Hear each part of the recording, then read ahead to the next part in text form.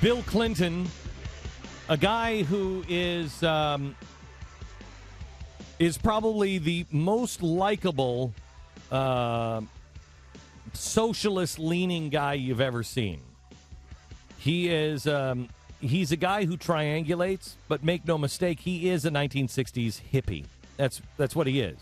His wife is a real radical. His wife is one of the people who started the shadow government.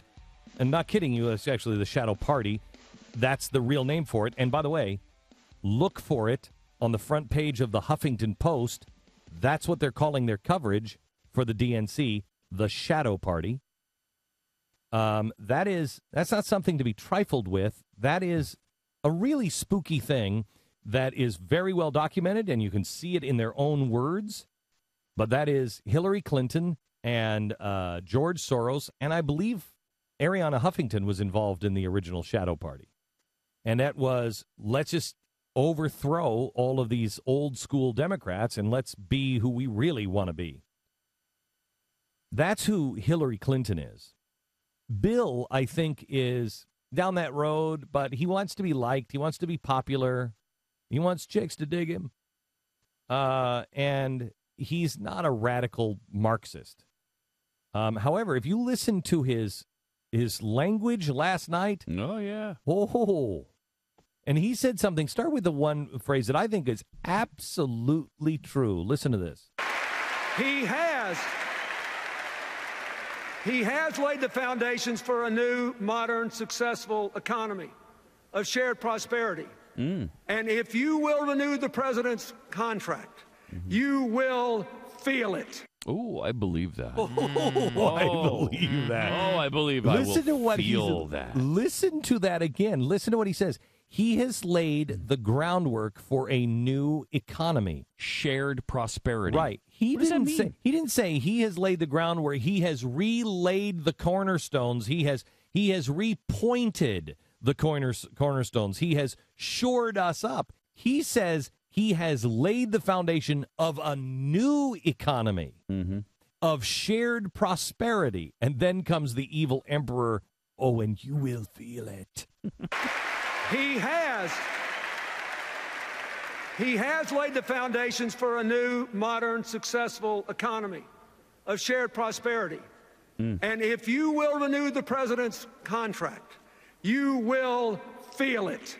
That doesn't sound like a happy place. Just the way he says it doesn't sound happy.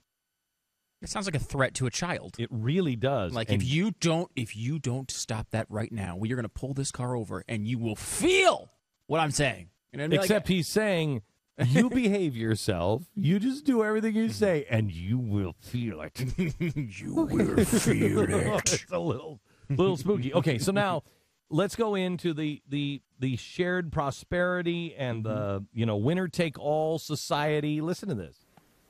When we vote in this election, we'll be deciding what kind of country we want to live in. That's true. If you want a winner-take-all, you're on your own society. Stop. Does the winner take all? Nope. Never. Nope. Never once. I mean, a lot of people have won. So how is that possible? If there's one winner and he takes it all, then there aren't any other winners. Are you saying? Can I ask you? Bill Gates and Mitt Romney are not both winners? Stu, you and I, 12 years ago, both broke. Right? Yeah. Oh, yeah, totally. Both broke. Minus that. I was in debt, too.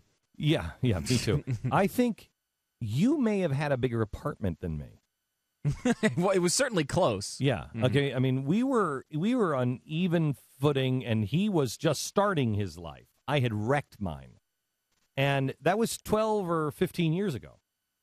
And look at us now. Now, people would say in this shared society, this hate the rich, people would say that I'm the winner here. And I got news for you. I am a winner. I've been a loser almost all my life, and there's a very good shot I'll be a loser again.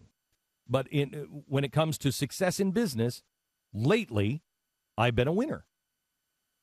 But did the winner take all? Has your life changed? Absolutely not. Absolutely. It's Has changed. your life changed? Yes, for the better. I mean, yeah. And how many employees do we have here? How many employees do we have? Right. How many employees do we have that have unbelievable health insurance? that you don't have for any other company. It's an asinine statement. Yeah, that it's a winner take all. And that's to get across the point that people like Mitt Romney win, and then they don't give anything back. What are you kidding me? He gives 16% of his income to others. And beyond that, how many people, because he started Sports Authority? Staples. Was it Home Depot or Lowe's? I think it was. No, it was Bright Horizons, the education. Okay. I know that was in there. How many things that? I mean, think of just Sports Authority. Sports Authority is something that even I've been in, and I have received pleasure from being with my son going into a Sports Authority. I've had a moment in a Sports Authority, believe it or not, with my son as we go out and buy his first baseball bat. I mean, I've been able to have the choice of a bat that was like insanely expensive or just a reasonably priced bat. And it was in my neighborhood. And that's pretty much new since Sports Authority came around. Yeah. You used to just have like the one small shop that you'd go in there and they'd have a couple things and you'd have to choose from whatever they had. There was no way to get all the other stuff. I mean, is this winner take all? Is Sports Authority, did the people who started Sports Authority or Bain Capital as they put that thing together and made it successful, are they the only winners? Or do we win from that? Is the guy who started Walmart, what's his name? Sam Walton. Is the Walton family, are they the only winners, or are you a winner every time you go into a Walmart and you can pay the price that Walmart is charging that nobody else is charging? Yeah. I contend we're all winners. Yeah. Well, this is the communist theory that wealth is a pie. And when you take a big share of it, you left less for others. That's just not the case. That is not the case in a capitalist society.